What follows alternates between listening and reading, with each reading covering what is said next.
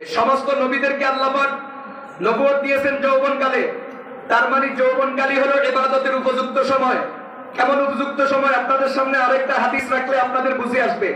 আল্লাহর যেই বান্দা তার যৌবনকালকে ইবাদতের মধ্যে কাটাইলো, যে তার যৌবনকালে ইবাদত করে আল্লাহকে খুশি করলো, বার্ধক্যের কারণে বুড়াতি অবস্থায় যদি সে ইবাদত করতে না পারে, তাহাজ্জুদ নাই, আওয়াবিন চাষ ইশরাকও নাই, তেলাওয়াত জিকিরও নাই, এমনকি মাঝে মাঝে অসুস্থতার কারণে পাঞ্জেগানা নামাজও ঠিক নাই, বুঝতেছেন?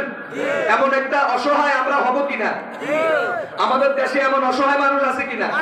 আরে তাহাজ্জুদ, আওয়াবিন চাষ ইশরাক, নফল তো দূরের কথা, নফল রোজা তো দূরের কথা, তেলাওয়াত আর জিকির তো দূরের কথা।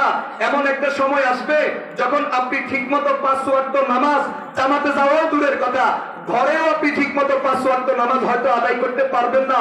এমন একটা দুরবস্থার শিকার হবেন। আল্লাহর নবী আমাদেরকে জানাইয়া গেছেন, আল্লাহর যেই বান্দা তার যৌবনকে ইবাদতের মধ্যে ব্যয় করবে, যদি সে বার্ধক্যের কারণে, অসুস্থতার কারণে যদি তার ইবাদত যদি ছুটে যায়, করতে যদি না পারে, আল্লাহ পাক রব্বুল আলামিন তার যৌবনের খাতিরে যৌবনকালে সে যত ইবাদত করেছে, সমস্ত ইবাদতগুলি, নেকামলগুলি আল্লাহ পাক তার বার্ধক্যের সময় আমলনামার মধ্যে ফেরেশতাদেরকে দিয়া লেখাইয়া দিবেন, লেখাইয়া দিবেন, লেখাইয়া দিবেন। তাহলে বলেন ইবাদতের সময় কখন? একটা উদাহরণ দিলে বুঝতে আরো সহজ হবে। আমাদের দেশে সরকারি চাকরিজীবী আসেনি, এরা কি মৃত্যু পর্যন্ত চাকরি করে না নির্দিষ্ট একটা মেয়াদ পর্যন্ত চাকরি করে? একটা মেয়াদ আছে, এই মেয়াদের ভিতরে যারা চাকরি করবে, চাকরি কইরা যারা কি হবে, অবসরে যাবে, রিটায়ার্ড হবে, এরা যখন অবসরে চলে যায়, সরকার এদেরকে মাসে মাসে কিছু দেয়নি। এটারে কি বলে? পেনশন বলে। কি বলে? দেয়নি, কিছু দেয়নি। আচ্ছা, আবার ওই ভদ্রলোক মারা গেলে এর বিধিরে দেয়নি, নিয়ম আছে নি? আছে। কেন এই লোকটা পাইলো? এই লোকটা পেনশন পাইছে কারণ সে চাকরি করছে, সরকারের চাকরির খাতায় তার নাম আছে। এই জন্য যেদিন চাকরি ছাড়ি দিছে, চাকরি ছাড়ি দেওয়ার পরেও মৃত্যু পর্যন্ত সে পেনশন পাইছে। ঠিক না বেঠিক?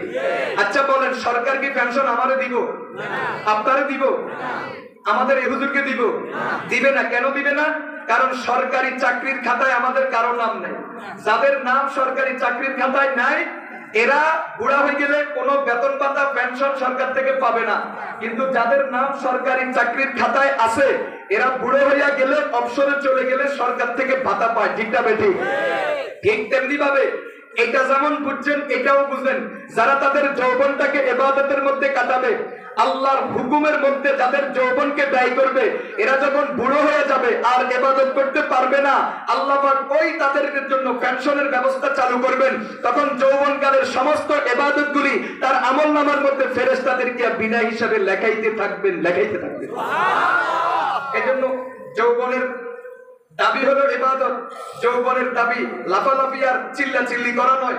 যৌবনের দাবি মদ আর গাঁজা নিয়ে থাকা নয়। যৌবনের দাবি বন্ধু বান্ধব নিয়ে ক্যারাম বোর্ড খেলা নয়। যৌবনের দাবি হুন্ডা শোডাউন করা নয়। যৌবনের দাবি প্রেম আর ভালোবাসা নয়। যৌবনের দাবি বাজারে গিয়া আড্ডা দেওয়া নয়। যৌবনের দাবি হলো মসজিদে গিয়া আল্লাহর নামে জিকির করার নাম। ঠিক না বেঠিক?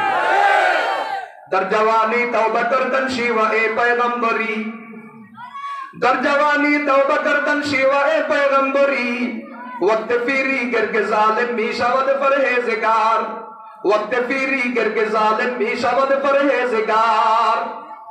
এজন্য আল্লাহর কোন আশিক বলছিলেন, যৌবনকালে ইবাদত করা, যৌবনকালে তওবা ইস্তেগফার করা, এটা নবীদের বিশেষত্ব।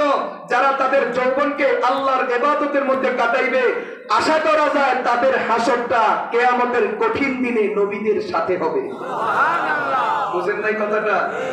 বুঝছেন? নবীদের সাথে হাসর হওয়া, এটা আপনি কেমন মনে করেন? এই কথার দাম ওরা বুঝবেন যারা তার প্রিয় নেতার সাথে, প্রিয় মানুষটার সাথে দাঁড়াইয়া একবার সেলফি তোলাকে বরকত মনে করেন। তারা বুঝবেন হাসরের ময়দানের কঠিন সময় নবীদের সাথে দাঁড়ানোর কি মূল্য হতে পারে। বুঝেন নাই? একটা উদাহরণ দিলে বুঝতে সহজ হবে। লক্ষ্মীপুর থানা থেকে পুলিশ আসছে, এক ব্যাটালিয়ন আইসা মনে করেন আমারে খুঁজতেছে। কারে? আমারে খুঁজতেছে অ্যারেস্ট করার জন্য। কিন্তু ঘটনাক্রমে যেই মুহূর্তে আমারে অ্যারেস্ট করার জন্য আসছে, ওই মুহূর্তে আমি লক্ষ্মীপুরের মাননীয় এমপি সাহেবের মজলিসে বসে আছি। বলেন, যত বড় ওয়ারেন্ট আমার নামে থাকুক, মন্ত্রী সাহেবের অনুমতি ছাড়া আমারে অ্যারেস্ট করব, এরকম বাপের বেটা লক্ষ্মীপুরে জন্মগ্রহণ করেন। অথচ আমি কিন্তু অপরাধী, আমার নামে সত্যিই মামলা আছে, এবং আমারও যদি একা পাইতো ধরে নিয়ে যেত, নিয়ে অন্ধকারে নিয়ে ছাতা মতো হারালে। কিন্তু এখন থোতা হারানি তো দূরের কথা, সাবা হারানি তো দূরের কথা, আমারে ধরেও না। কেন ধরে না? সেই মুহূর্তে আমাকে গ্রেফতার করার জন্য আছে, আমি কোথায় বসা? এমপি সাহেবের মজলিসে বসা, মন্ত্রী সাহেবের মজলিসে বসা। এই জন্য মন্ত্রীর সম্মানে, এমপির সম্মানে উনাকে জিজ্ঞাসা করা ছাড়া, উনাকে বলা ছাড়া আমাকে অ্যারেস্ট করতে, এই কথাটা বুঝছেননি ভালো করে? বুঝতে এখন ওই কথাটাও মাথার ভিতরে ঢুকান। কিয়ামতের কঠিন মুহূর্তে যদি ভাগ্য ভালো যদি হয়ে যায়, আপনার হাসরটা যদি কোনো নবীর সাথে হয়ে যায়, আপনার হাসরটা যদি সিদ্দিকিন আর আউলিয়াদের সাথে হয়ে যায়, আপনার হাসরটা যদি সালেহিনদের সাথে হয়ে যায়, আপনার হাসরটা যদি আলেমদের সাথে হয়ে যায়, আপনার হাসরটা যদি শুহাদাদের সাথে হয়ে যায়, তাহলে আপনি যত বড় অপরাধী হন না কেন, আল্লাহ পাক রব্বুল আলামিন ওই নেককারের খাতিরে আপনাকে জাহান্নামে নিতে পারেন না, পারেন না, পারেন না। আল্লাহ আমাদেরকে বুঝার তৌফিক দান। আমিন। সমস্ত নবীদের নবুয়তের বয়সটা ছিল যৌবনকাল। কেন?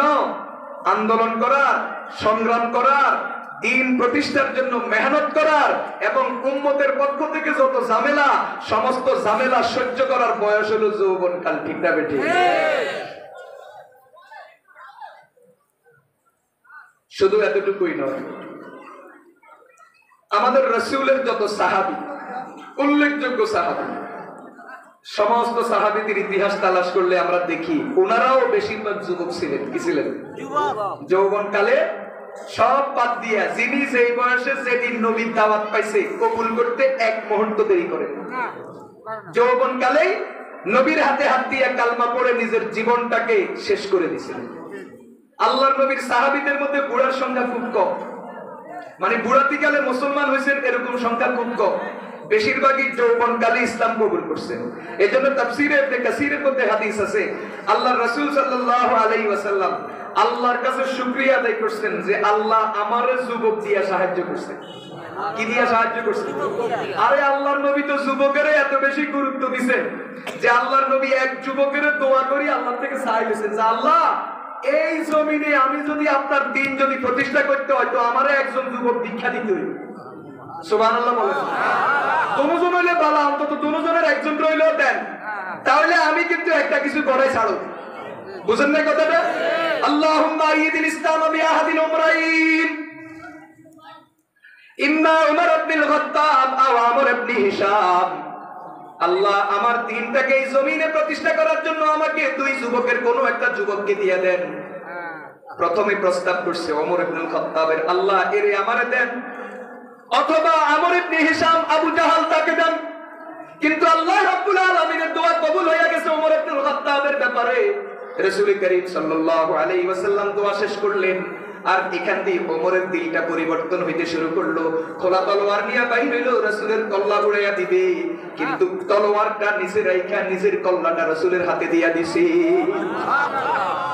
ও ভাইরা আমার, ইসলামের জন্য যুবক এত বড় নিয়ামত, যুবকের এত বেশি প্রয়োজন। যুবকরা যদি ইসলামের পথে ঝুঁকে তাহলে পৃথিবীতে ইসলাম বিজয়ের ধর্ম, পৃথিবীতে ইসলামের মোকাবেলা করার মতো ক্ষমতা আর কেউ রাখে না। আর যুবকরা যদি ইসলামের বিরোধিতা করে তাহলে পৃথিবীতে ইসলাম টিকে থাকা বড় মুশকিল। ঠিক না বেঠিক? এই পৃথিবীতে সবচেয়ে বেশি খেদমত হয়েছে যুবকদেরকে দিয়া, আবার ইসলামের সবচেয়ে বেশি 12টাও বাজছে যুবকদেরকে দিয়া। যুবকরা যেই দিকে যায় ওই দিকে বিজয়। বর্তমান বাংলাদেশ সহ গোটা পৃথিবীর রাজনীতির প্রেক্ষাপটটাও দেখেন, যেই দলের ভিতরে ইয়াং পোলাপান বেশি ওখানে আন্দোলন সেতা। আঙ্গু এরশাদ কাকার দলের ভিতরে ছাত্ররা নাই, এজন্য আঙ্গু এরশাদ কাকার দলটা মরা। আরে আমাদের দেশে বিএনপির রাজনীতি সেতা, আওয়ামী লীগের রাজনীতিও সেতা, কারণ এদের ভিতরে ছাত্রলীগ আছে, ছাত্র দল আছে, যুবলীগ আছে, যুব দল আছে। এরশাদ কাকার লোকের বুড়া ছাড়া কেউ নাই, এজন্য এরশাদ কাকার দল শুধু মরে, আর বিএনপি আর আওয়ামী লীগের রাজনীতি দিন দিন খালি সেতে। এ বুঝছেন নি? এক কথাতেই সহজে বুঝাই দিছি, যুবক ছাড়া কিচ্ছু হয় না। বলেন যুবক ছাড়া, বলেন যুবক ছাড়া ইসলামের খেদমত বলেন, দেশের খেদমত বলেন, রাজনীতির খেদমত বলেন, দুনিয়ার কাজ বলেন, আখিরাতের কাজ বলেন, যুবক ছাড়া কিছু হয় না। যুবকদেরকে সেই দিকে ঘুরে দিবেন এই দিকে ঘুরে যাবে, যুবকদেরকে যদি ডাইনে ঘুরেন ডাইনে ঘুরবে। বামে ঘুরান বামে ঘুরবে, যেদিকে ঘুরাই দিবেন ওই দিকে শুধু ঠেলি খেলবো, আর কিছু চিনে না। কথা বলেন না কেন? যুবকেরা পিছনের দিকে তাকানোর সুযোগ নাই। বুড়ারা কিন্তু এক কাম করতে এক কথা বলতে 10 বার চিন্তা করে। যুবককে কোনো চিন্তা নেই, শুধু মাথার ভিতরে একবার ঢুকাই দিবেন, খেলা শুরু করে দিব। কিসের মুইও চাইতেন, শুধু কান্দি ঠেলবো, ঠেলি লই যাবো মক্কা মদিনা পর্যন্ত। বেটা বেটি ও ভাইরা আমার, এক যুবক হযরত ওমরের জীবন থেকে শিখেন। ওমর রাদিয়াল্লাহু তাআলা আনহু যুবক, বয়স মাত্র 31 বছর। মক্কার কাফেরের নেতারা তার মাথার ভিতরে ঢুকে দিয়েছে মুহাম্মদের মাথা আনতে হবে। পৃথিবীর কেউ সাহস করে না, কোন কাফেরের সাহসে দেয় না মুহাম্মদের মাথা আনতে। ওমরে বলে, আমার জন্য কোন জিনিস অসম্ভব নয়, যেটা দুনিয়ার কেউ পারে না সেটা আমি ওমরে পারি। তোমরা বুঝি মুহাম্মদের কল্লা আনতে পারো না? দেখো দেখো, আমি মুহাম্মদের কল্লা আনি দেওয়া ছাড়া ভাত খাবো না। ওমর রাদিয়াল্লাহু তাআলা আনহু মুক্ত তলোয়ার নিয়ে বাইর হয়ে গেলেন।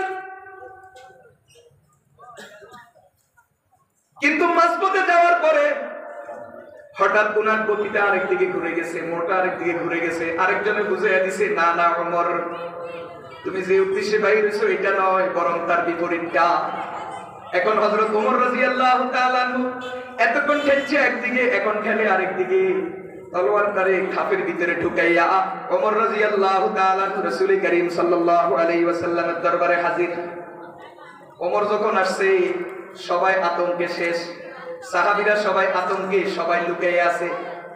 মক্কায় মুকাররমার সাফা পাহাড়ের সংলগ্ন পাহাড় জাবালে আবু কুবাইস, যেখানে এখন বর্তমান বাদশার বাড়ি আছে, বাদশা পাহাড়ের সাবেক বাদশার বাড়ি আছে, প্রায় 6-7টা টাওয়ার ওই পাহাড়ের উপর আছে। এটাকে জাবালে আবু কুবাইস বলা হয়। রাসূল করিম সাল্লাল্লাহু আলাইহি ওয়াসাল্লাম এখানে আল্লাহর নবীর একজন সাহাবী হযরত আরকাম রাদিয়াল্লাহু তাআলা আনহু উনার ঘরের ভিতরে গোপনে গোপনে সাহাবীদেরকে নিয়ে তালিম দিতেন। প্রকাশ্যে কোনো কিছু বলতে পারতেন না, করতে পারতেন না। এই পরিমাণ কাফেরদের প্রভাব ছিল মক্কা সমাজে। রাসূল করিম সাল্লাল্লাহু আলাইহি ওয়াসাল্লাম সেখানে উপস্থিত। কাফেররা আতঙ্কিত হয়ে গেল, হায় হায়, ওমরের হাতে তলোয়ার দেখা যায়, আজকে না জানি ওমর কোনটা ঘটায়। রাসূল করিম সাল্লাল্লাহু আলাইহি ওয়াসাল্লাম অত্যন্ত স্বাভাবিকভাবে ওমরের কাছে আগাইয়া গেলেন। আগাইয়া ওমরের চাদর ধরলেন, বুকের মধ্যে হাত দিলেন।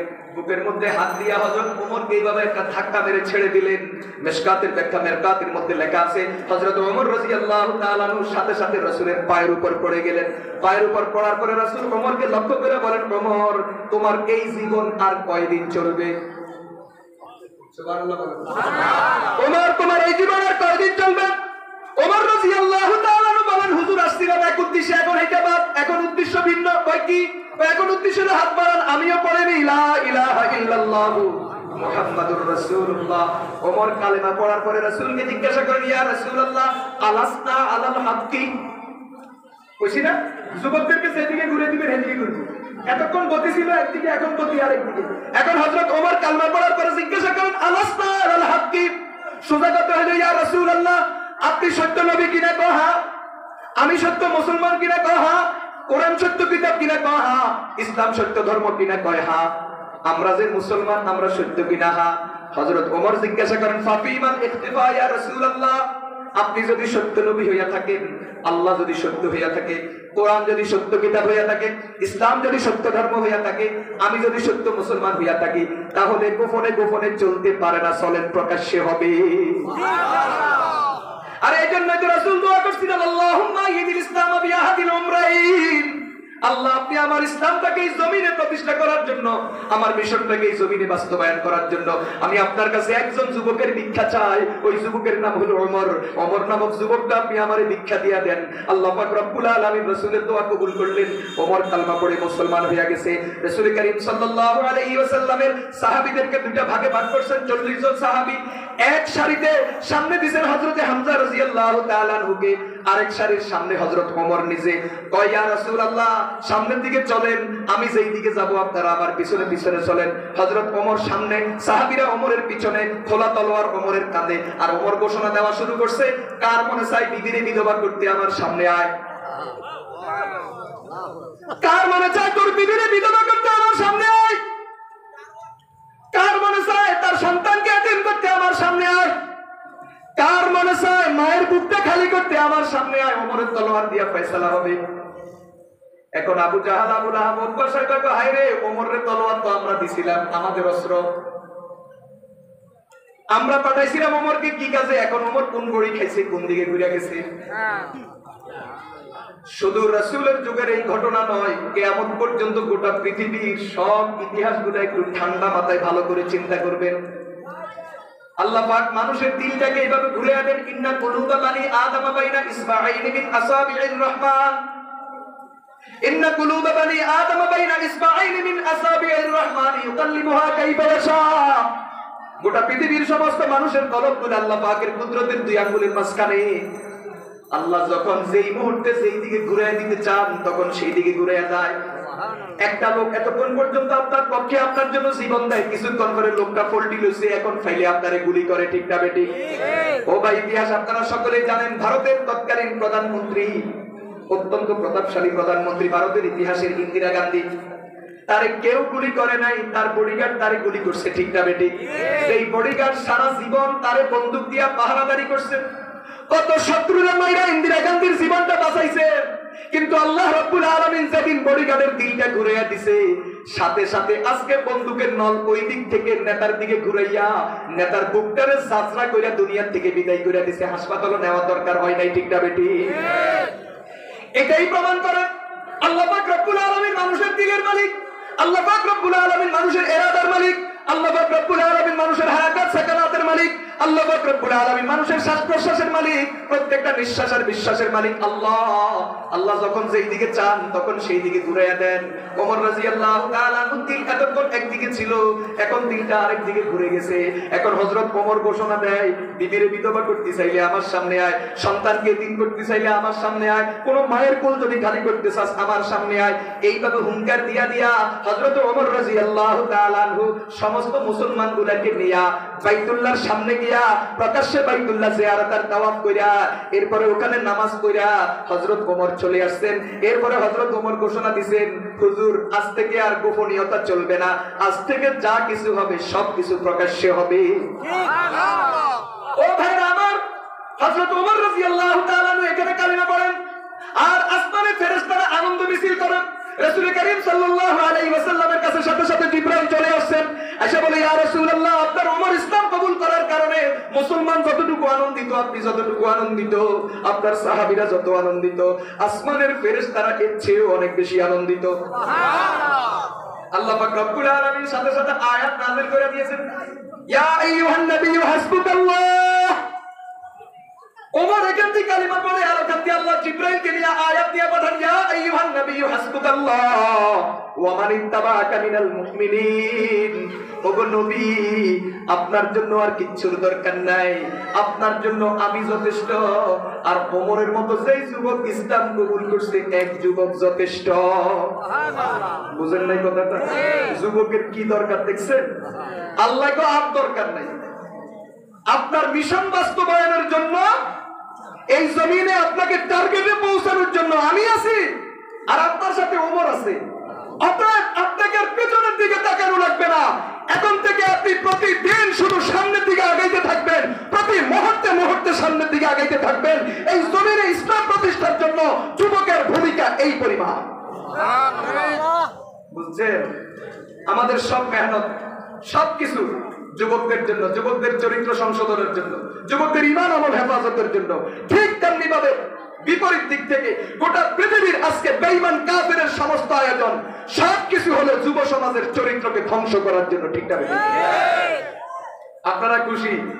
এমবি সস্তা করে দিছে, সাইলের দাম, ডাইলের দাম বাড়ে, পেঁয়াজের দাম বাড়ে, কিন্তু এমবির দাম কমে। আপনারা খুশি? ইয়াহুদিকে নাসারা এত কাঁচা মাছ খায়। এমবি যত সস্তা হইব, ইন্টারনেট যত ফ্রি হইব, যুবকের চরিত্র তত তাড়াতাড়ি নষ্ট হইব। ঠিক না বেটি? সত্য কথা কোন, আপনারা তো ফেসবুক ইন্টারনেট চালান, বলেন তো দিনের ভিতরে যদি 5 ঘন্টা চালান, কয় ঘন্টা ভালো কাজে চালান আর কয় ঘন্টা আকামে চালান? বুঝেন নাই কথাটা? ভালো কামে বেশি চলে না আকামে বেশি চলে? আল্লাহ দুনিয়াতে ফেসবুক ইন্টারনেট ব্যবহার করে ভালো জিনিস করে, ভালো জিনিস দেয়, ভালো জিনিস চায়, ভালো জিনিস শিখে এমন মানুষের সংখ্যা 2-4 জন। বেশিরভাগ আজে বাজে কাজে নষ্ট করে নিজের জীবন যৌবনও শেষ, টাকা পয়সাও শেষ, চোখও শেষ, ব্রেনও শেষ। ঠিক না বেঠিক? ইহুদিরা এই জায়গাতে সফল, কামিয়াব। তাহলে একদিকে উলামায়ে কেরামের মেহনত, কোরআনওয়ালাদের মেহনত যুবকদের চরিত্র ঠিক করা, আর ওইদিকে ইহুদি খ্রিস্টানের মেহনত যুবকদের চরিত্র ধ্বংস করা, ঠিক না বেটি? দেখা যাক কে হারে কে জিতে, চলছে তো দোনো দিক থেকে চেষ্টা। আল্লাহ আমাদেরকে বুঝার তৌফিক দান করুন। তো বলতেছিলাম রাসূল করিম সাল্লাল্লাহু আলাইহি ওয়াসাল্লামের সাহাবীদের মধ্যে বেশিরভাগ সাহাবী যুবক। হযরত আবু বকর রাদিয়াল্লাহু তাআলা আনহু যখন ইসলামের দাওয়াত পাইছেন তখন তার বয়স 38 বছর। এক মুহূর্ত বিলম্ব করেন নাই, ইসলামের দাওয়াত পাইছেন সাথে সাথে লাব্বাইক বলছেন, ঠিক না বেঠিক? ভাইরা আমার, আল্লাহর নবীর সাহাবীরা প্রত্যেকেই জান্নাতের সুসংবাদ পাইছেন। সব সাহাবীরা আল্লাহর পক্ষ থেকে গড়ে জান্নাতের সুসংবাদ প্রাপ্ত। তবে বিশেষ 10 জন সাহাবী যাদেরকে আশারায়ে মুবাশশারা বলা হয়। আশারা মানে 10, মুবাশশারা মানে আই মুবাশশারা বিল জান্নাহ, জান্নাতের সুসংবাদ প্রাপ্ত। তার মানে আল্লাহর নবীর সমস্ত সাহাবীরা তো জান্নাতের সুসংবাদ পাইছেন। তবে স্পেশাল ভাবে 10 জন সাহাবী যাদের নাম ধরে ধরে আল্লাহ পাক রব্বুল আলামিন নবীর কাছে ওহী পাঠিয়ে দিয়েছেন, অমুক জান্নাতি, অমুক জান্নাতি, অমুক জান্নাতি। এই আশারায়ে মুবাশশারা যেই 10 জন, এরা প্রত্যেকেই ইসলাম কবুল করেছেন যৌবনকালে। বলেন আল্লাহু আকবার। قال النبي صلى الله عليه وسلم, তিরমিজি শরীফের বর্ণনা হযরত আব্দুর রহমান ইবনে আউফ রাদিয়াল্লাহু তাআলা আনহু riwayat করেন, قال النبي صلى الله عليه وسلم, আবু বকর ফিল জান্নাহ ওয়া উমর ফিল জান্নাহ ওয়া উসমান ফিল জান্নাহ ওয়া আলী ফিল জান্নাহ ওয়া তালহা ফিল জান্নাহ ওয়া জুবাইর ফিল জান্নাহ ওয়া আব্দুর রহমান ইবনে আউফ ফিল জান্নাহ ওয়া সাদ ইবনে আবি ওয়াক্কাস ফিল জান্নাহ ওয়া সাঈদ ইবনে যায়েদ ফিল জান্নাহ ওয়া আবু উবাইদা ইবনুল জাররাহ ফিল জান্নাহ। 10 জনের নাম ধরে ধরে বলছেন, আবু বকর জান্নাতি, উমর জান্নাতি, উসমান জান্নাতি, আলী জান্নাতি, তালহা ইবনে উবাইদুল্লাহ জান্নাতি, জুবাইর ইবনুল আওয়াম জান্নাতি, সাদ বিন আবি আব্দুর রহমান ইবনে আউফ জান্নাতি, সাদ বিন আবি ওয়াক্কাস জান্নাতি, সাঈদ ইবনে যায়েদ জান্নাতি, আবু উবাইদা ইবনুল জাররাহ জান্নাতি। নাম ধরে ধরে 10 জনের নাম বলছেন। এদের প্রত্যেকের ইতিহাস তালাশ করলে দেখা যায় প্রত্যেকেই যৌবনকালে নিজের যৌবনটাকে কালেমা কবুলের মাধ্যমে, কালিমা পড়ার মাধ্যমে নবীর খেদমতে বিলায়া দিয়েছেন। আল্লাহু আকবার বলেন। হযরত সিদ্দিক আকবর যখন ইসলাম কবুল করেন তখন তার বয়স 38 বছর। হযরত ওমর যখন ইসলাম কবুল করেন তখন তার বয়স 31 বছর। হযরত ওসমান যখন ইসলাম কবুল করেন তখন তার বয়স 33 বছর। হযরত আলী রাদিয়াল্লাহু তাআলা আনহু যখন ইসলাম কবুল করেন তখন তার বয়স 15 বছর। হযরত তালহা যখন ইসলাম কবুল করেন তখন বয়স 21 বছর। হযরত জুবাইর ইবনুল আওয়াম যখন ইসলাম কবুল করেন তখন তার বয়স 16 বছর। হযরত আব্দুর রহমান ইবনে আউফ রাদিয়াল্লাহু তাআলা আনহু ইসলাম কবুল করেন, ওনার বয়স 28 বছর। হযরত সাদ বিন আবি ওয়াক্কাস ইসলাম কবুল করেন, ওনার বয়স 17 বছর। হযরত সাঈদ ইবনে যায়েদ ইসলাম কবুল করেন, বয়স 15 বছর। হযরত আবু উবাইদা ইবনুল জাররাহ রাদিয়াল্লাহু তাআলা আনহু ইসলাম কবুল করেন তখন ওনার বয়স মাত্র 27 বছর। আল্লাহু আকবার। এইভাবে আল্লাহর নবীর যত সাহাবী, খোলাফায়ে আরবা'র পরে 4 খলিফার পরে আল্লাহর নবীর সাহাবীদের মধ্যে সবচেয়ে শ্রেষ্ঠ সাহাবী হযরত আব্দুল্লাহ ইবনে মাসউদ রাদিয়াল্লাহু তাআলা আনহু, উনি ইসলাম কবুল করেন, ওনার বয়স 18 বছর। হযরত মিকদাদ ইবনে আসওয়াদ রাদিয়াল্লাহু তাআলা আনহু, যার এক বক্তব্যের কারণে আল্লাহর নবী বদরের যুদ্ধের ঘোষণা দিয়ে দিয়েছেন, ওই সাহাবী যখন ইসলাম কবুল করেন তখন তার বয়স মাত্র 20 বছর। তাহলে বোঝা গেল পৃথিবীতে ইসলাম প্রতিষ্ঠার পিছনে সবচেয়ে বেশি অবদান কাদের? আর বর্তমান যুগে সবচেয়ে যত নষ্টামি আছে সব অবদান কাদের? বুঝেন নাই কথাটা? আগের ইতিহাস একরকম, বর্তমান ইতিহাস কি আরেক রকম। আল্লাহ আমাদেরকে বুঝার তৌফিক দান করুন। কোনখান থেকে শুরু করতাম? আচ্ছা, এক যুবকের কথা বলি, ওই যুবকের চরিত্রের সাথে আমাদের বর্তমান যুবকের চরিত্র মিলে, তখন আমরা বুঝতে পারবো আমাদের দিহান মিয়া কত ভালো মানুষ। ঠিক আছে, আমরা বুঝতে পারবো। এক যুবক হযরত মুসা আলাইহিস সালাম, বলেন কি নাম? কি নাম? কি নাম? হুজুর মুসার নামটা কি লিখেছেন? তো মুসা আলাইহিস সালামের লগে আমাদের দিহানের লগে মিল আছে, কইতে সময় বুঝি ওয়াজ করতে, বুঝেন নাই? চৈত মাসে পুষ মাসের ওয়াজ করলে লাভ হবে, হ্যাঁ? যখন সেটা তখন সেই ওয়াজ করতে হবে। শীতকালে শীতের ওয়াজ, চৈত মাসে গরমের ওয়াজ। দেখেন মুসা আলাইহিস সালাতু ওয়াস সালাম, উনি একটা দুর্ঘটনা ঘটাইয়া বা দুর্ঘটনার শিকার হইয়া মিশর ছাইরা চলে গেছেন মাদিয়ানে। কোথায় গেছেন? দুর্ঘটনাটা কি একটু খুলি বলি।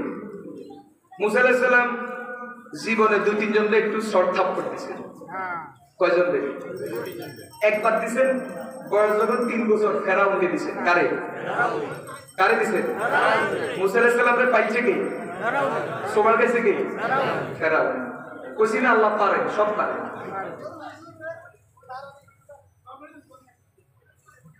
মুসা আলাইহিস সালামের বয়স 3 বছর হইয়া গেছে। সবাই মুসাকে আদর করে কোলে নেয়। কিন্তু মিস্টার ফেরাউন বেচারা মুসা আলাইহিস সালামকে একবারও কোলে নেয় না, শুধু দূরে দূর তাকাইয়া তাকাইয়া দেখে। বিবি আসিয়া একদিন কয়, আপনি ছেলেটারে কোলে লন না, সবাই কোলে লয় আদর করে, আপনি লন না? আমার ভয় লাগে, এটা চেহারার দিকে তাকাইলে কেমন কেমন লাগে, এই জন্য আমি কি করি না, কোলে। আচ্ছা যাই হোক, বিবি আসিয়া জোর কইরা জামা কাপড় পরাইয়া মুসা আলাইহিস সালামকে ফেরাউনের কোলে তুলে দিছে। তো ছোট বাচ্চারে কোলে নিছে, নেমনে নাচে গিয়েছে। শামাইলে তিরমিজির মধ্যে হাদিস আছে, আল্লাহ পাক কোন কালো মানুষের নবী বানান নাই, যেই যুগে যারে নবী বানাইছেন তিনি ওই যুগের সবচেয়ে সুন্দর। আল্লাহ পাক নবুয়তের দরজা বন্ধ করে দিয়েছে, ভালো হয়েছে, কারণ খোলা থাকলেও আমরা কেউ পাইতাম না, কারণ আমরা প্রথমেই গায়ে চামড়া দিয়ে ভরা। বুঝলেন না কথাটা? আমি তো প্রথমেই নাই, এখানে যারা সুন্দর সুন্দর আছেন আশপাশে তুই একদম আমরা মনে হয় পাবো যে না আপনারও পান, কিন্তু আল্লাহ যে নবীর যে সুন্দরের নবুয়ত দেয়, এই সুন্দর এখন দুনিয়াতে জন্মই নেয় না, এটা জন্ম নেওয়া বন্ধ। বুঝলেন না কথাটা? তিরমিজি শরীফের একবারে শামাইলে তিরমিজির প্রথম অধ্যায় পড়লে কিছুটা অনুমান হয় যে আল্লাহ পাক কিরকম সুন্দর মানুষের নবী বানাইছে। আমরা সুন্দরের ব্যাখ্যা কি বুঝি? চামড়া সাদা, চামড়া লাল, হ্যাঁ, চেহারা একটা আলুর মতো, এটার নিয়ে আমরা সুন্দর বুঝি।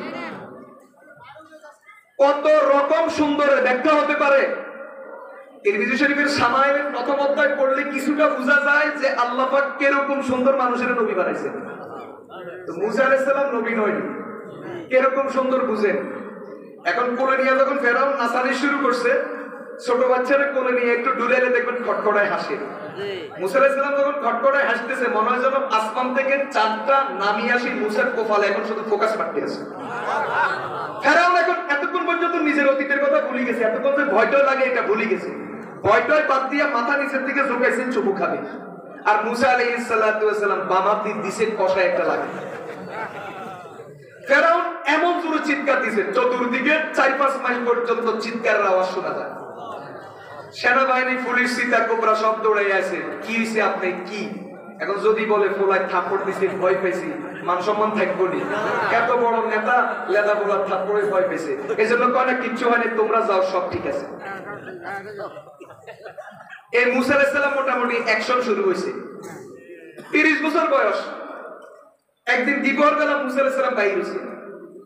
ফেরাউনের এক কর্মী, তার বংশ কীর্তি, আর বনি ইসরাইলের এক লোক, দুইজনে ঝগড়া লাগছে।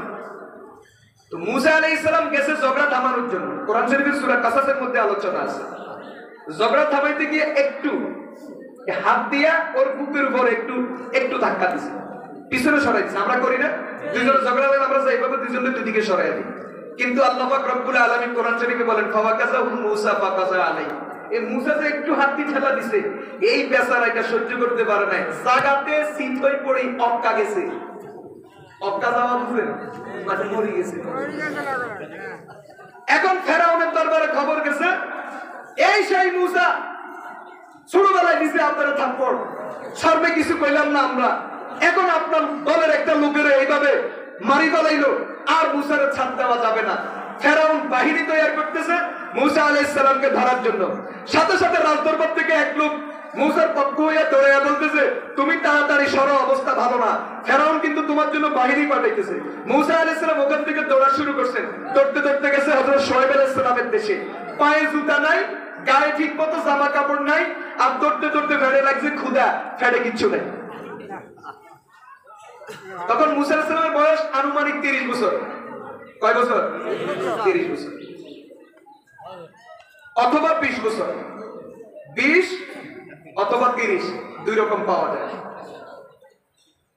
মাদিয়ানে যাওয়ার পরে দেখেছে এলাকার মানুষ খুব ঠেলাঠেলি করতেছে, ভিড়াভিড়ি করতেছে। একটা কূপের থেকে পানি নিয়ে তাদের বকরিকে খাওয়াইতেছে, গরু ছাগলরে খাওয়াইতেছে। মুসা আলাইহিস সালাম বসে বসে তামসা দেখতেছে। হঠাৎ দেখে যে এক পাশে দুইটা মেয়ে, একবারে পুরো শরীর আবৃত, আমাদের আনুষ্কার মতো, একবারে চরিত্রবান, পুরো শরীরটা ঢাকা, বুঝা আসছে? অথবা বলেন ঐশীর মতো। মুসা আলাইহিস সালাম মেয়ে দুটোটার দেখি আগে গেছে সামনের দিকে। যুবকেরা মনে মনে ভাবতেছে, মোবাইল নম্বর লইতে গেছে, রাত্রে যেন কথা কইতে পারে। মুসা আলাইহিস সালাতু ওয়াস সালাম যাইয়া জিজ্ঞাসা করেন, আপনারা কোত্থেকে আসছেন, কে আপনারা, কেন আসছেন, কেন দাঁড়াইছেন? সংক্ষেপে প্রশ্ন। মেয়ে দুটা জবাব দিল, আমরা আল্লাহর পয়গম্বর হযরত শুআয়ব আলাইহিস সালামের মেয়ে। আমাদের আব্বা বুড়া, ওয়া আবুনা শাইখুন কাবীর, আমাদের আব্বা বুড়া মানুষ, তিনি হাঁটাচলা করতে পারেন না। এখন আমাদের এই যে বকরিগুলা, এগুলার পানি খাওয়ানোর কেউ নাই, এজন্য আমরা নিরুপায় হইয়া বকরিগুলাকে পানি খাওয়ানোর জন্য আসছি। আল্লাহর কোরআন বলে, যেই মুহূর্তে মুসার সাথে ওই মেয়েগুলোর সাথে কথা হইতেছে, তখন বকরিগুলা শুধু রশি সামনের দিকে টাইতে আছে, মানে পিপাসার জ্বালায় বকরিগুলা জীবন যায় যায় অবস্থা, দড়ি শুধু সামনের দিকে টানে, ছড়ি পুফের দিকে যাইবার লাই, পানি খাইবার লাই। মেয়ে দুটা রশিরে পিছের দিকে টানে আর মুসা আলাইহিস সালামের সাথে কথা বলে। এখন মুসা প্রশ্ন করে, যদি পানি খাওয়াইতে আসো তো খাওয়াও না, পানি তো শেষ হয়ে যাবে। মেয়ে দুটা বলে, মুসা, তখনও তো মুসাকে মুসা হিসেবে চিনেন না, জবাব দিলেন, যুবক, আমরা দুইজন মেয়ে মানুষ, যেখানে পুরুষের ভিড়, যেখানে পুরুষের ঠেলাঠেলি, ওখানে কোনো ভদ্র মহিলা যেতে পারে না। হযরত শুআয়ব আলাইহিস সালাতু ওয়াস সালামের মেয়েদের এই শিক্ষাটা যদি আমাদের মেয়ে আনুষ্কার মধ্যে থাকতো, তাহলে এই দুর্ঘটনা ঘটতো না, ঠিক না ঠিক? আর নবী সাল্লাল্লাহু আলাইহি ওয়াসাল্লাম, স্পষ্ট বক্তব্য, স্পষ্ট কথা, এক হাতে তালি বাজে না, দুই হাতকে একসাথে করতে হয়, তবে এই তালি বাজে। হ্যাঁ, দোষ কারো কম কারো বেশি। যেই দুর্ঘটনা ঘটছে, অবশ্যই এই দুর্ঘটনার জন্য দিহানের দোষ বেশি। যদি দিহানের দোষটাকে যদি 100 বলা হয়, তাহলে আনুষ্কার মার দোষ 99 আর আনুষ্কার দোষ 98। আপনারা আমার কথার সাথে দিব, বুঝেন নাই কথাটা? দিহান 100 বার দোষী, দিহান 20 বার দোষী, কিন্তু ওই মেয়েদের মাও দোষী। কারণ মেয়ের মায়ের অনুমতি নিয়ে মেয়েটা ঘর থেকে বাইরে হইছে, আর দিহানও মেয়ের মার কাছে ফোন করে মেয়ের মায়ের অনুমতির মাধ্যমে মেয়েটাকে নিয়ে পালাইছে। যা হওয়ার হইয়া গেছে, একটি অতিরঞ্জন হয়েছে, এজন্য মরি গেছে, মামলাও হয়েছে। যদি মারা না যাইতো, কোন রকম যদি জীবিত বাড়িতে আসতো, তাহলে কিচ্ছুই হইতো না, এগুলা দামাচাপা পড়ে যেত। এরকম ঘটনা বাংলাদেশে অত্যধিক করে, ঠিক না ঠিক? ওলাটা বেশি অ্যাক্সেস করে ফেলেছে, সীমা লঙ্ঘন করে ফেলেছে, মরে গেছে, এজন্য এখন এত মাতামাতি। তবে দেখবেন কদিন পরে এগুলা ভুলে যাব। আমাদের দেশে এরকমই, যে কোনো ঘটনা ঘটলে কদিন একটু মাতামাতি থাকে, পরে সব শেষ। ভাইরা আমার, বলতেছিলাম, মেয়ে দুটা জবাব দিল, যেখানে পুরুষের ঠেলাঠেলি, যেখানে পুরুষের ভিড়, ওখানে কোনো ভদ্র মহিলা যেতে পারে না। এজন্য আমরা অপেক্ষায় আছি, পুরুষেরা তাদের বকরিগুলোকে পানি খাওয়াইয়া যখন চলে যাবে, এরপরে যদি ওখানে পানি থাকে, আমরা আমাদের বকরিগুলোকে খাওয়াইবো। মুসা আলাইহিস সালাতু ওয়াস সালাম জবাব দিলেন, তাহলে একটা কাজ করো, তোমাদের বালতি আমার হাতে দিয়ে দাও, আমি তোমাদের পক্ষ হইয়া বকরিগুলোকে পানি পান করাইয়া দিই, তাহলে তোমরা তাড়াতাড়ি বাড়িতে পৌঁছতে পারবা। মেয়ে দুটা রাজি হয়ে গেল। হযরত মুসা আলাইহিস সালাতু ওয়াস সালাম বালতিটা হাতে নিয়ে সামনের দিকে আগানো শুরু করলো। এখন ওই লোকগুলা দেখে যে বাবারে, লোক একটা আসতে আছে। মুসা আলাইহিস সালাম লম্বা বেশি না, মাত্র 10 হাত লম্বা ছিলেন। কয়হাত লম্বা? এটা একটু বেশি হলো। আদম আলাইহিস সালাম তো 60 হাত লম্বা ছিলেন। বাদশা যুলকারনাইন 48 হাত লম্বা ছিলেন। বুঝেন নাই কথাটা? হুদ আলাইহিস সালামের যুগে একটা লম্বা ছিল, হারা বাড়িতে 333 হাত। আপনারা কি চিন্তা করেন? কওমে আদ এক একটা লম্বা ছিল 100 হাতের উপরে, আর আমরা 3.5। বুঝছেন? কিন্তু মাশাআল্লাহ, আমাদের সব বুদ্ধি, আমাদের 3.5 হাতের বুদ্ধির লোভে 333 হাত, 60 হাত, 90 হাত, 48 হাত সব ফেল। বলতেছিলাম, যখন এলাকার মানুষগুলো দেখলো একটা যুবক আসতেছে বালতি হাতে নিয়ে পানি নেওয়ার জন্য, এরা করছে দুষ্টামি। কয়েকজনে ধরি বড় পাথরের টানে টানি কূপের মুখে দিয়া চলে গেছে। উদ্দেশ্য হলো মুসাকে পানি খাওয়াইতে দিবে না। তাফসীরে কুরতুবীর বর্ণনা, এই পাথরটা সরাইতে 40 জন লাগে। ইবনে কাসিরের বর্ণনা 10 জন লাগে। বুঝেন নাই? এত বড় পাথর, এটা সরাইতে কজন লাগে? 10 জন বা 40 জন। এখন মুসা কয়জন? সম্ভব? মুসা আলাইহিস সালাতু ওয়াস সালাম আস্তে আস্তে আয়েশা এই বাম হাত দিয়ে পাথর এইভাবে ধরছেন, ধরে এইভাবে ঠেলা দিছেন। একটু ধাক্কার সাথে সাথে তাফসীর কুরতুবীর বর্ণনা, বেশি না, মাত্র 14 হাত দূরে যাই পড়ছে। এরপর ওখান থেকে পানি নিয়ে খাওয়াই দিছে। বালতিটা মেয়েদের হাতে দিয়ে কয় যাও বাড়িতে যাও। মেয়ে দুটা যখন বাড়িতে গেছে বাপ আশ্চর্য, কিরে তোরা প্রতিদিন আস্তে আস্তে সন্ধ্যা হইয়া যায়, আজকে এত তাড়াতাড়ি কেমনি আসলি? মেয়েরা জবাব দেয়, আব্বা জীবনে বহু মানুষ দেখছি, আজকের মতো এরকম যুবক আর কখনো দেখি নাই। এই ঘটনা, বিস্তারিত ঘটনা যখন মেয়েরা যখন বাবারা শুনেছে, বাবাকে তাড়াতাড়ি ছেলেটারে ধরিয়া, আমি তো এরকম একটা ছেলে খুঁজতেছি। فجاءته إحداهما تمشي على استحياء قالت إن أبي يدعوك ليجزيك أجر ما سقيت لنا فلما جاءه وقص عليه القصص قال لا تخف نجوت من القوم الظالمين আসছে এসে কো আপা আপনারা যাইতে দিছি কিন্তু কইছে মুসা আলাইহিস সালাম সোজা গেছে। যাওয়ার পরে ঘটনা শুনছে, বাবারা তোর বাড়ি কই, তোর তো জীবনে কখনো দেখি নাই, এই চেহারার মানুষ তো আমাদের এলাকাত নাই, তুই কোথেকে আসছো? তো কইলো হুজুর এরকম এরকম ঘটনা, একটা দুর্ঘটনা ঘটায় আমি চলে আসছি। গেছিলাম ঝগড়া থামাইতে, কিন্তু বেচারা আমার হাতে টাকা সহ্য করতে পারো না, ও তো অক্কা পাইছে। এই জন্য হুজুর এখন আমার বিরুদ্ধে গ্রেফতারি পরোয়ানা জারি হয়েছে, আমি আল্লাহ পলাইছি। সোহেল আলাইহিস সালাম কয় লা তাখাফ, ভয়ের কোনো কারণ নাই, নাজাউতা মিনাল কাউমিজ জালিমিন, তুই জালিমের হাত থেকে রেহাই পাইছো। কথাবার্তা চলতেছে, হঠাৎ ওই দুই মেয়ের এক মেয়ে কি কয় শুনবেন নি? قالت إحداهما يا أبت استأجره إن خير من استأجرت القوي الأمين। আল্লাহ দেখেন কি চমৎকার কথা, দুই মেয়ের এক মেয়ে কয় আব্বা আপনার তো কোনো ছেলে নাই, আমরা মেয়ে, তা আমাদের এই জায়গা জমি দেখাশোনার জন্য, বাড়িঘর দেখাশোনার জন্য, আমাদের বকরিগুলাকে পানি খাওয়ানোর জন্য আপনি এই ছেলেটারে আমাদের বাড়িতে রাইখা দেন। তার মধ্যে দুইটা গুণ আছে, একটা হলো তার গায়ে শক্তি আছে, আর একটা হলো তার কাছে আমানতদারি আর বিশ্বস্ততা আছে। ইন্না খায়রা মান ইস্তাজারতাল কাবিয়ুল আমিন, গায়ে শক্তিও আছে, আমানতদারিও আছে। এখন দেখেন বাপে কি কয়, তাফসীরে ইবনে কাসিরে আছে, বাপে মেয়েরে উল্টা ধইরা বসে, এই আরেক ফোলার যেভাবে প্রশংসা করস, কয় বছরের প্রেম, কয় বছর প্রেম করছো? 2 মাসের প্রেমে বিস্তার ঢুকে গেছ। এই ছেলের সাথে তোর কতদিনের পরিচয়? তুই যে ছেলের প্রশংসা করস, ছেলে বড় বিশ্বস্ত, ছেলে বড় শক্তিশালী, তুই কেমনে বুঝছ? আজকে যদি দুনিয়ার প্রত্যেকটা মা বাবা সোহেব আলাইহিস সালামের মতো যদি ভূমিকা রাখে, আমাদের সমাজে কোনো দুর্ঘটনা ঘটতে পারে না, ঠিক না ঠিক? অধিকাংশ দুর্ঘটনার জন্য মা বাবা দায়ী, কোনোভাবে দাঁড়িয়ে রাখতে পারবেন না। এরকম ঘরে ঘরে বিহান তৈরি হইতেছে, আনুষ্কার মতো মেয়ের জন্ম হইতেছে, ঐশীর মতো মেয়ের জন্ম হইতেছে। ফেনীর ঘটনা, জামালপুরের ঘটনা, বরগুনার ঘটনা, সোনাগাজীর ঘটনা, একলাসপুরের ঘটনা, সিলেটের ঘটনা, যত ঘটনা বলবেন বেশিরভাগ ঘটনার পিছনে এই দেশের মা বাবারা দায়ী, ঠিক না ঠিক?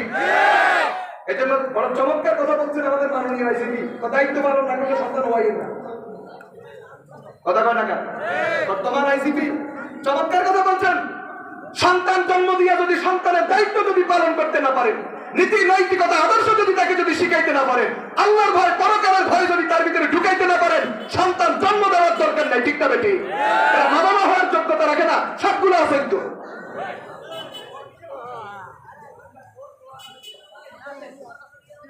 তাফসীরে ইবনে কাসিরের বর্ণনা, হযরত শুআয়ব মেয়েকে উল্টা ধরে বসছেন, এই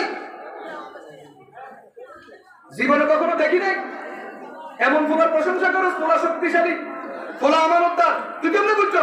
কয় দিনের সম্পর্ক? সম্পর্কের বয়স 2 মাস হয় না, 3 মাস হয় না, বাস বিস্তার ঢুকে গেছে। আসেনি? এটা কি প্রেম ভালোবাসা না লুচ্ছামি?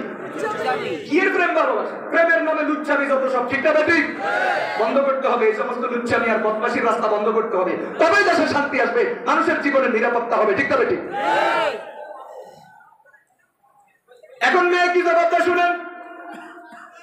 মেয়ে জবাব দেয়, আব্বা এই ছেলের ব্যাপারে যে দুইটা গুণের কথা বলছি এটা বাস্তব, এটা আমি আমার অভিজ্ঞতার আলোকে।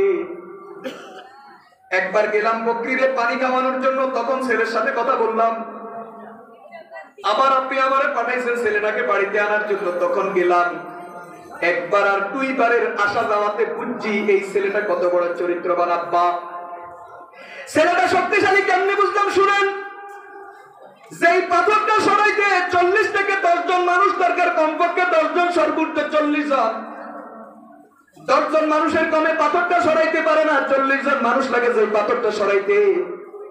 আব্বা বিশ্বাস করবেন না, এই যুবকের দেখছি এইভাবে এক হাত দিয়া ধাক্কা মারছে আর 14 হাত দূরে পাথরটা চলে গেছে। এখান থেকে বুঝতে পারলাম এই যুবকের মতো শক্তিশালী আর কেউ হতে পারে না। এখন বাপে প্রশ্ন করে বুঝছি শক্তিশালী তোর বুঝা আসছে, বিশ্বস্তর আমানতদার কিভাবে বুঝলি? মেয়ে বলে আব্বা এটার উত্তর আরো বড় জটিল, এটার উত্তর আরো বড় ইন্টারেস্টিং, আরো বড় গুরুত্বপূর্ণ। আব্বা ছেলের সাথে আমি যখনই কথা বলি, যখন আমরা বকরিরে পানি খাওয়াইতে গেছি, তখন ছেলে আমাদের হাত থেকে বালতি নিছে, পানি খাওয়াই আবার বালতিটা বুঝাইয়া দিছে। নিতে কথা বলছে, দিতে কথা বলছে। যতবারই ছেলেটা কথা বলে ততবার চেহারাকে আরেক দিকে ফিরাইয়া কথা বলে। আল্লাহর কসম একটা বারের জন্য আমাদের দিকে তাকান নাই। একবার দিহানের মতো চরিত্রবান ছেলে, একবারও তাকান না। আব্বা একটা বারের জন্য ছেলেটা আমাদের দিকে তাকাইল না। এরপরে আপনি যখন আমারে পাঠাইছেন ছেলেটাকে বাড়িতে আনার জন্য, আমি যাইয়া মুসাকে বললাম, ইন্না আবি ইয়াদউকা লিয়াজজিয়াকা আজরা মা সাকাইতা লানা। তোমারে আমার আব্বা ডাকতেছে, তুমি যে আমাদেরকে পানি খাওয়ায়া দিছো, আমাদের বকরিগুলারে পানি খাওয়ায়া দিছো, পরিশ্রম করছো, তোমার কাজের একটু সম্মান, একটু বিনিময় আমার আব্বা দিতে চান, তুমি একটু চলো।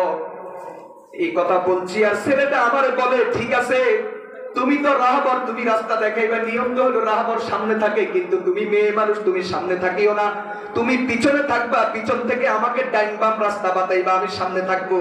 কারণ তুমি যুবতী মেয়ে, আমার সামনে দিয়া যখন হাঁটবা, যদিও তোমার শরীরটা আবৃত, যদিও ঢাকা, কিন্তু যখন তুমি আমার সামনে দিয়ে হাঁটবা, কোমরটা যখন এই দিক ওই দিক ধুলাধুলি করবে, তখন আমি যুবকের দিলটা খারাপ হবে।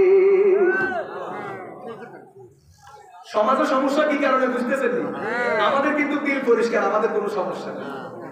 কিরকম ভাবফা, নিচে কাপড় চোপড় ভিজা লেগেছে, কয় না দিল সাদা, সব মা বোন।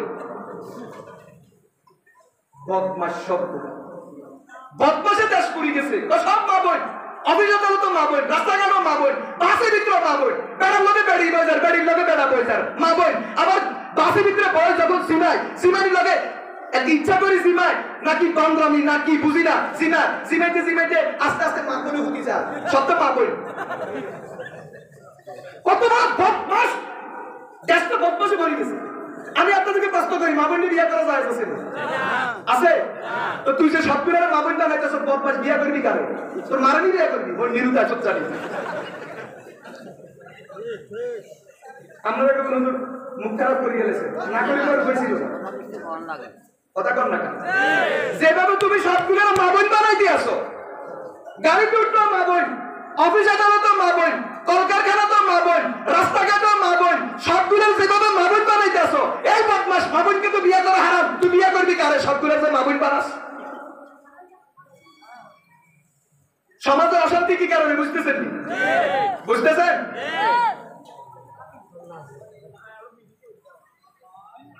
আমার এক ওস্তাদের একটা ঘটনা শুনে, না শুনে না ওস্তাদ দুনিয়া থেকে চলে গেছে, আল্লাহ পাক ওনার কবরকে জান্নাতের বাগান বানায়।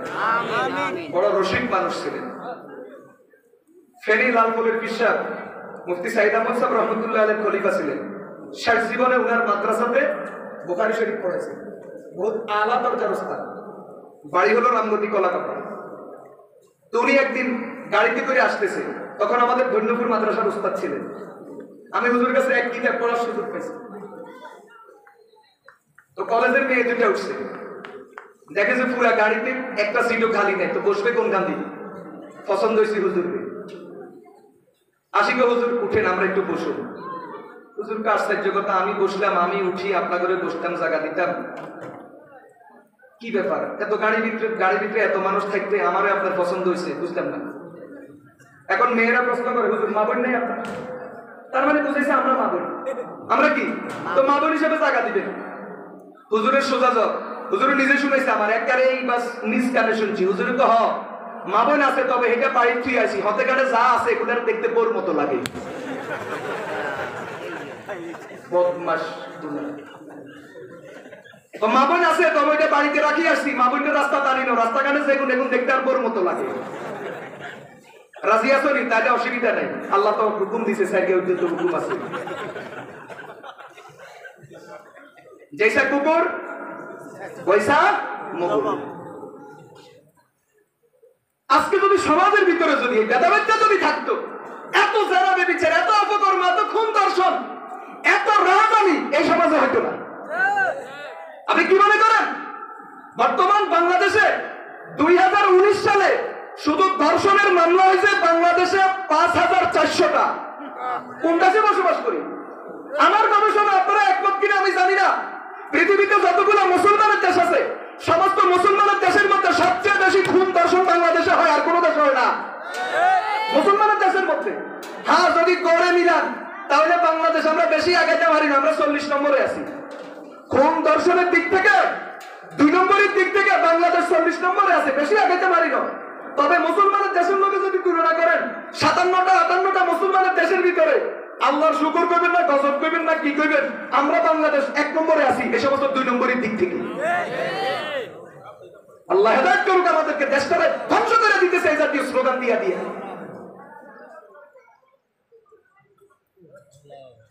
সবগুলা মাবুদ হাবিবুল্লাহ মেজবা রহমতুল্লাহ আলাইহি নোয়াখালীর কৃতি সন্তান, বাংলার খতিবে আজম। এই এলাকার মানুষ হাবিবুল্লাহ মেজবাকে চিনে না, এটা হইতে পারে না। হাবিবুল্লাহ মেজবা রহমতুল্লাহ আলাইহি চমৎকার কথা বলছেন।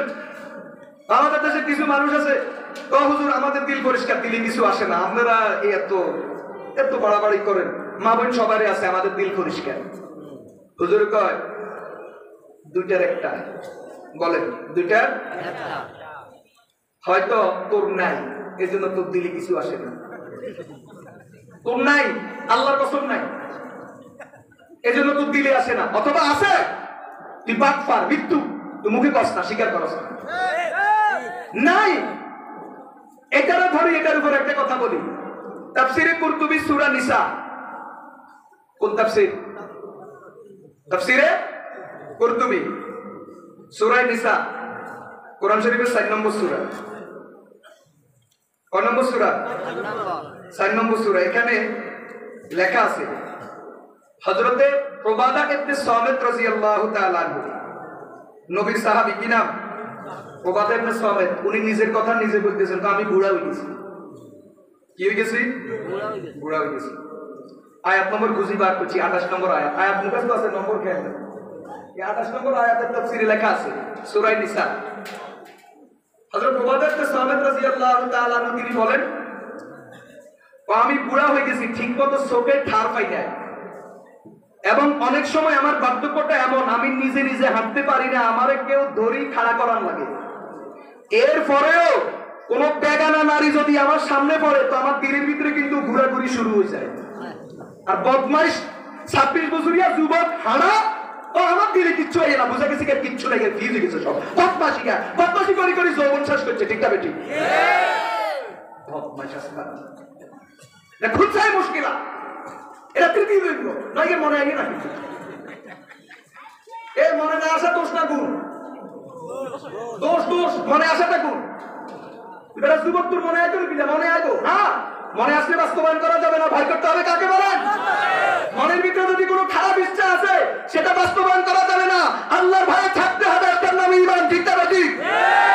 তোমাদের সাহাবাত রাদিয়াল্লাহু তাআলা আনহু, আল্লাহর নবীর প্রিয় সাহাবী, মদিনায়ে মুনাওয়ারার 12 জন নাকিবকে আল্লাহর নবী যাদেরকে নাকিব হিসেবে ঘোষণা করছেন, যাদেরকে আল্লাহর নবী মদিনাতে হিজরত করার আগেও মদিনায়ে মুনাওয়ারাতে দ্বীন প্রচারের উম্মতের মাঝে ফয়সালার জন্য দায়িত্ব অর্পণ করছেন, এমন ভাগ্যবান 12 জন সাহাবীর মধ্যে হযরত উবাদা ইবনে সামিত রাদিয়াল্লাহু তাআলা আনহু, তিনি বলেন আমি ঠিকমতো হাঁটতে পারি না, বুড়া হয়ে গেছি, শরীর দুর্বল, দুইজন আমার দড়ি খাড়া করার লাগে, এরপরে কোনো বেগানা নারী দেখলে আমার দিলের ভিতরে ঘোরাঘুরি শুরু হয়।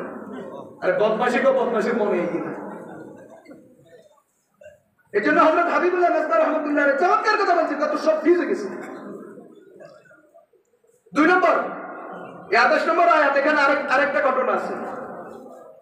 হযরত সাঈদ ইবনে মুসাইয়্যিব রাহমাতুল্লাহি আলাইহি সাইয়্যিদুত তাবিঈন, সমস্ত তাবিঈদের নেতা, আল্লাহর নবীর সাহাবীদের পরে যাদের অবস্থান, যার বাপও সাহাবী, দাদাও সাহাবী। ওনার আব্বার নাম হযরত মুসাইয়্যিব, তিনি সাহাবী। ওনার আব্বার নাম হযরত হাসান, দাদা, উনিও সাহাবী। বাপ দাদা দুইজন সাহাবী, সাহাবীর ঘরের ছেলে। সাঈদ ইবনে মুসাইয়্যিব রাহমাতুল্লাহি আলাইহির কথা তাফসীরে কুরতুবীতে উল্লেখ আছে। তিনি বলেন, আমি এরকম বুড়া হইছি যে নিজে সাবাই নিজে খাইতে পারি না, আরেকজনে আমারও সাবাই খাওয়াইতে লাগে। এর পরে আমার সামনে কোনো বেগানা নারী আইলে আমার দিলে ভিত্তি কিন্তু তুফান শুরু হয়। আর বদমাশি দিলে কিচ্ছু হইয়ে না। কত বড় লুচ্ছা হাতে চিন্তাটা করে। ভাইরা আমার, বলতেছিলাম এজন্য মুসা আলাইহিস সালাতু ওয়াস সালামের ব্যাপারে মেয়েটা বলে, আব্বা এই ছেলেটা বড় আমানতদার, কিভাবে বুঝলাম? ছেলেটার সাথে আমাদের যতবারই কথা হয়েছে একবারও ছেলেটা আমাদের দিকে তাকান নাই, আরেক দিকে ফিরে কথা বলেন। এরপরে যখন আমি ছেলেটাকে বাড়ির দিকে নিয়ে আসতেছি, ছেলেটা বলে, খবরদার বোন, তুমি পিছনে থাকো, তুমি সামনে থাকিও না, কারণ তুমি আমার সামনে দিয়ে হাঁটলে ইচ্ছায় অনিচ্ছায় তোমার দিকে নজর পড়বে, তোমার কোমরের দিকে নজর পড়বে, আমার দিলের ভিতরে সাইক্লোন আর তুফান শুরু হবে। অতএব তুমি আমার সামনে থাকিও না, তুমি পিছনে থাকো, আমি সামনে থাকবো, আর তুমি পিছনের দিক থেকে আমাকে ডাইনে বামে রাস্তা বাতাইবা। আব্বা বুঝতে পারছি এই ছেলের থেকে চরিত্রবান আর কোনো ছেলে হতে পারে না। ও ভাইরা আমার, যেই কথা আপনাদেরকে বলার দরকার, মেয়েরা প্রস্তাব দিছে, আব্বা আমাদের কাজের লোক দরকার, কাজের লোক হিসাবে ছেলেটারে রাখি দেন। হযরত শুআয়ব আলাইহিস সালাম কয়, রে মাইয়া, যেই কথা তুই কইছ, এই ছেলে তো কাজের লোক হতে পারে না, এটা আমার মেয়ের জামাতা হতে পারে।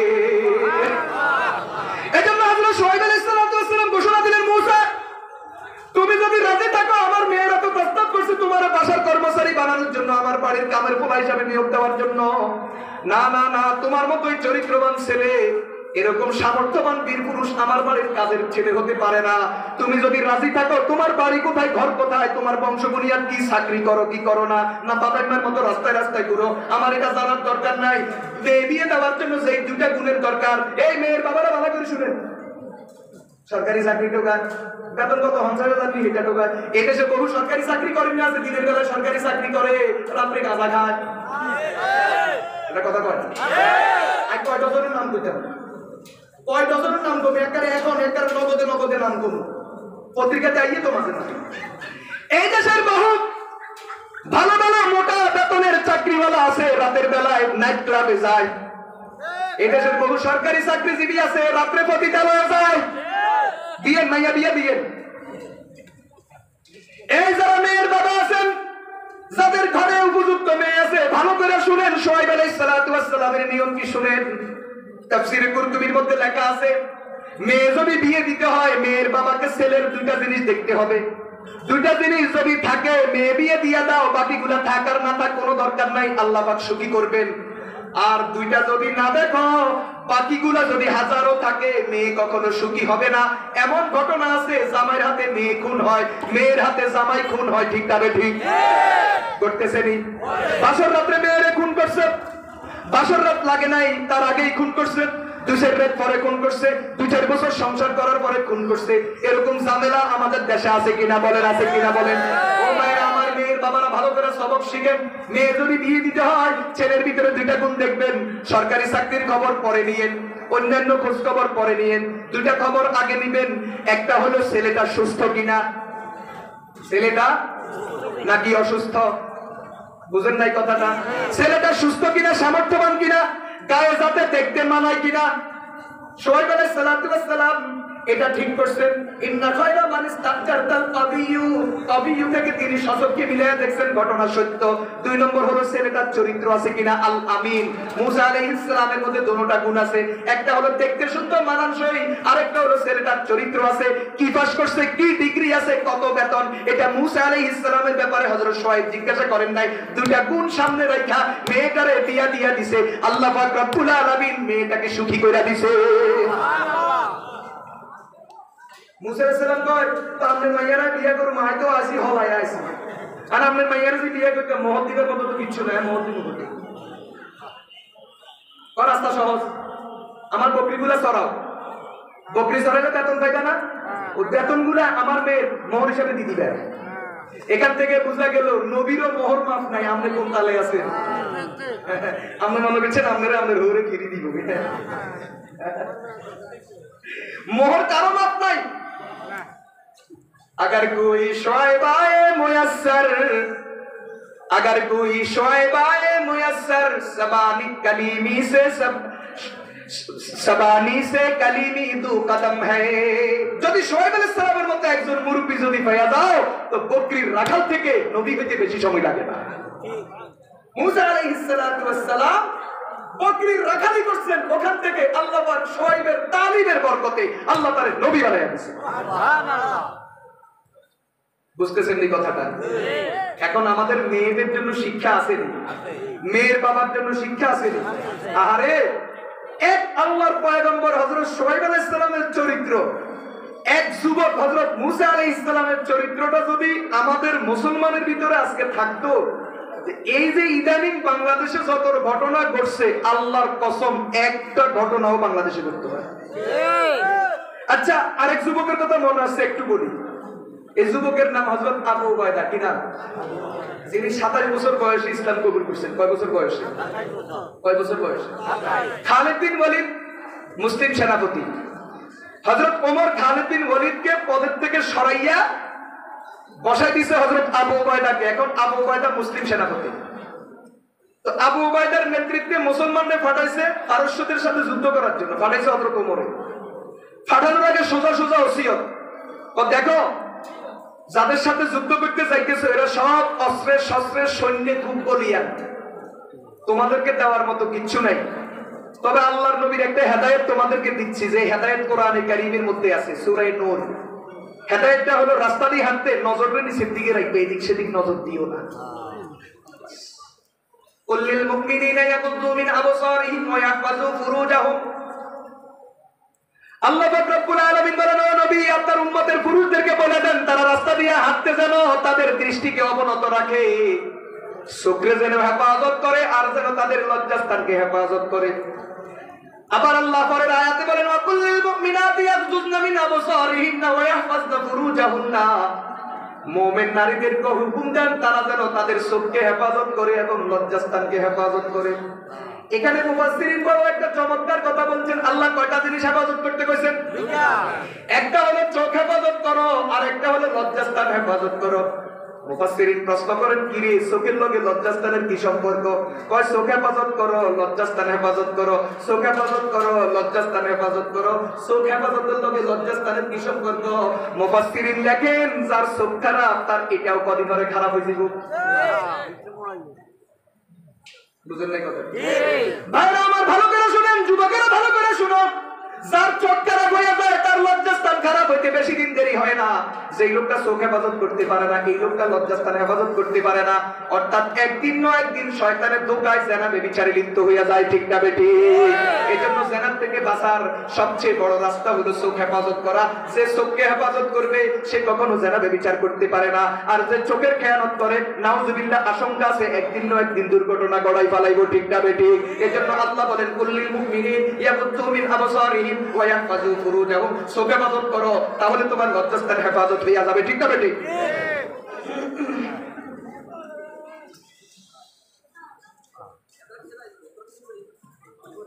কি কথাটা বলতেছিলাম? এজন্য হযরত ওমর বলেন, আবু উবাইদা যাদের সাথে যুদ্ধ করতে যাইতেছ তারা বড় অস্ত্র শস্ত্রের সৈন্য বড় বলিয়ান, তাদের সাথে মোকাবেলা করার মতো কিছুই দিতেছি না। তবে একটা নসিহত তোমাদেরকে করতেছি, রাস্তা দিয়ে হাঁটতে চোখ হেফাজত করবে, এদিক সেদিক তাকাইবা না। হযরত আবু উবাইদা রাদিয়াল্লাহু তাআলা আনহু হযরত ওমরের নির্দেশটাকে অক্ষরে অক্ষরে পালন করে সামনের দিকে চলা শুরু করলেন। আর এইদিকে পারস্যদের কাছে খবর আসছে, আজকে যারা যুদ্ধ করার জন্য আসতেছে এরা সবাই আরবের যুবক, তাদের ঈমান বড় মজবুত, তাদের ঈমানের শক্তির সামনে পৃথিবীর কোন শক্তি টিকে উঠতে পারে না।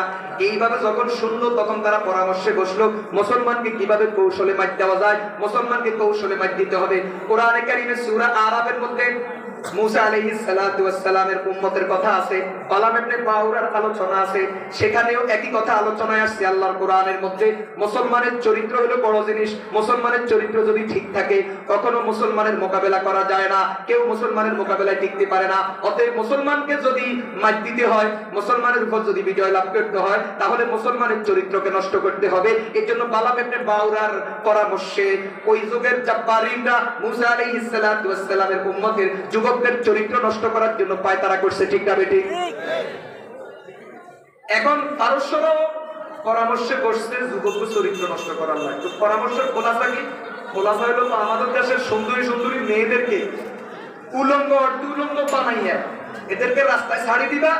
আরবের যুবকরা যে রাস্তায় রাস্তার দুই পাশে এরা কি করবো? গান গাইবো আর গানের তালে তালে নাচবো।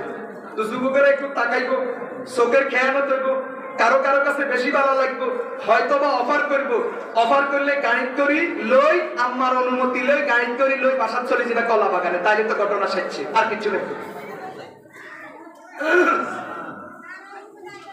এই পরামর্শ মোতাবেক শত শত যুবতী নারীকে সাজাইয়া গোছাইয়া যুবকরা যে রাস্তায় আসতেছে এই রাস্তায় ছাড়ি দিছে। আবু উবাইদার কানে গানের আওয়াজ আসছে, আবু উবাইদাকে সাবধান। সাথে সাথে যুবকদেরকে থামাইয়া দিছে, থামাইয়া বলতেছেন, যুবক ভাইয়েরা আমার অবস্থা বেশি ভালো না, আমাদের সামনে পরীক্ষা আসতেছে। পারস্যের লোকেরা তাদের সুন্দরী নারীদেরকে রাস্তায় ছাইড়া দিছে। যেমন উহুদের দিন মক্কার কাফেররাও নারীদেরকে সাজাইয়া উহুদের ময়দানে আসছে, নিয়ে আসছে মুসলমানের চরিত্র নষ্ট করার জন্য। এটা যুগে যুগে বেঈমানের ইতিহাস। বেঈমান যখন দেখছে মুসলমানের গদার কোনো কিছু দিয়া কুলাইতে পারে না, তখন নারী দিয়া চরিত্র নষ্ট করিয়া মুসলমানের উপরে আল্লাহর গজব নিয়ে আসে, ঠিক না বেঠিক? আজকে বাংলাদেশ সহ গোটা পৃথিবীর মুসলমানের যুবকদের চরিত্র নষ্ট করার জন্য জায়গায় জায়গায় নারী ঢুকাইতেছে। কিন্তু শুরু হয়েছে নি? ও ভাইরা আমার, বলতেছিলাম আবু উবাইদা রাদিয়াল্লাহু তাআলা আনহুর সাথে সাথে ওমরের নির্দেশটা স্মরণ করে, এখন সবাই নজর টানে নিচের দিকে ভালো করে নামাও। এতক্ষণ যদিও এক দুইবার তাকাইছো, এখন আর তাকানো যাবে না, চলো হাঁটো। এইভাবে সবাই নজর নিচের দিকে করে হাঁটতে হাঁটতে হাঁটতে হাঁটতে রাজদরবারের সামনে চলে গেছে। রাজদরবারের সামনে যাওয়ার পরে নর্তকীর সরদারিনী হযরত আবু উবাইদার সামনে দাঁড়ায়, এখন সামনে আগাইবার পরে আমার প্রশ্নের উত্তর আগে দাও। কি প্রশ্ন? তো প্রশ্ন হলো, তোমরা চোখে দেখো কিনা? দেখি। কানে শুনো কিনা? শুনি। তোমাদের যৌবন টৌবন আছে কিনা? সব নষ্ট হয়ে গেছে। সব ঠিক আছে। তাহলে এখন আমার দ্বিতীয় প্রশ্নের উত্তর দাও। দ্বিতীয় প্রশ্ন হলো, আমরা সুন্দরী সুন্দরী নারীরা এরকম যে উলঙ্গ অর্ধউলঙ্গ হইয়া তোমাদের সামনে নাচলাম, একটা বারও তাকাইলে না, আমাদের গানটাও শুনলে না, বুঝা গেছে তোমাদের কিচ্ছু নাই, সাবেতি আছে। হযরত আবু উবাইদা রাদিয়াল্লাহু তাআলা আনহু জবাব দিলেন, আমরা কানেও শুনি তোমাদের চেয়ে বেশি, চোখেও দেখি তোমাদের থেকে বেশি, আমাদের যৌবন শক্তি আছে তোমাদের থেকেও বেশি। কিন্তু একটা কথা খেয়াল রাখবা, আল্লাহ পাকের নির্দেশ, নিজের হালাল বিবি ছাড়া কোনো বেগানা নারীর দিকে তাকানো যায় না, গান শোনা যায় না, কোন বেগানা নারীকে কল্পনা করা যায় না। এই জন্য আল্লাহর কোরআনের নির্দেশ মানতে গিয়া আমরা একটাবারও তোমাদের দিকে তাকাই নাই। নর্তকী মহিলা এখন পারস্যের সম্রাটকে অভিশাপ করে বলতেছে, তোদের উপর আল্লাহর গজব পড়ুক, তোদের উপরে অভিশাপ পড়ুক, তোরা মুসলমানদের ব্যাপারে আমাদেরকে ভুল বুঝাইছ, তোরা মুসলমানের ব্যাপারে আমাদেরকে ভুল বুঝাইছ। এটা যদি মুসলমানের চরিত্র হয়, পৃথিবীর কোন ধর্মে নারীদের ইজ্জত সম্মান নাই, নিরাপত্তা নাই, অধিকারের নামে এটার নামে সেটার নামে নারীদেরকে সবাই শুধু ভোগ করতে চায়। সত্যিকার অর্থে নারীদের সম্মান একমাত্র ইসলামে। যেই ধর্ম আমাদের সামনে আসছে, আমরা তোমাদেরকে প্রত্যাখ্যান করলাম, তোমাদেরকে আমরা লাথি মারলাম, আমরা এখন থেকে যুবকদের কাতারে শামিল হইয়া গেলাম। যুবক, আমাদেরকে কালিমা পড়ায়া নাও, তোমাদের যেই কালিমা আমাদের সেই কালিমা, লা ইলাহা ইল্লাল্লাহু মুহাম্মাদুর রাসূলুল্লাহ। এটার নাম হলো মুসলমান। এটার নাম কি? যুগে যুগে এই কাম পৃথিবীতে আসেনি। এজন্য আল্লাহ পাক রব্বুল আলামিন সবচেয়ে বেশি পছন্দ করেন যুবকদেরকে। যুবকের চরিত্র ঠিক, গোটা দুনিয়া ঠিক। যুবকের চরিত্রের ভিতরে যদি পছন্দ করে, গোটা পৃথিবী আস্তে আস্তে নষ্ট হওয়া শুরু হয়। আল্লাহ পাক রব্বুল আলামিন পৃথিবীর শেষ জীবনে, শেষ হায়াতে, কিয়ামত তো আর বেশি দূরে না, যতটুকু বোঝা যায়, যতদিন আমরা বেঁচে থাকবো আমরা যেন চরিত্রের উপর, সিরাতে মুস্তাকিমের উপর থাকতে পারি। আল্লাহ পাক আমাদের সকলকে কবুল করেন। ওয়া আখিরু দাওয়ানা আনিল হামদুলিল্লাহি রাব্বিল আলামিন। আসসালামু আলাইকুম ওয়া রাহমাতুল্লাহ।